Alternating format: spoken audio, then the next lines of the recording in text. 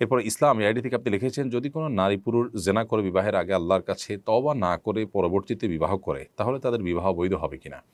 কোন নারী পুরুষ জেনা করার পর তওবা করা ছাড়া আল্লাহর কাছে তওবা করা ছাড়া তারা যদি বিবাহ করেন, তো তাদের বিবাহ বৈধ হয়ে যাবে সন্দেহাতীতভাবে।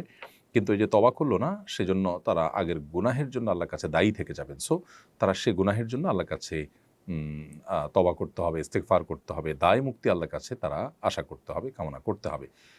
গুনাহটাকে যে কোনোভাবে আল্লাহর কাছ থেকে মাফ চেয়ে নিতে হবে। কিন্তু অ্যাট দ্য সেম টাইম তাদের যে বিয়েটা বিশুদ্ধ হয়ে যাবে।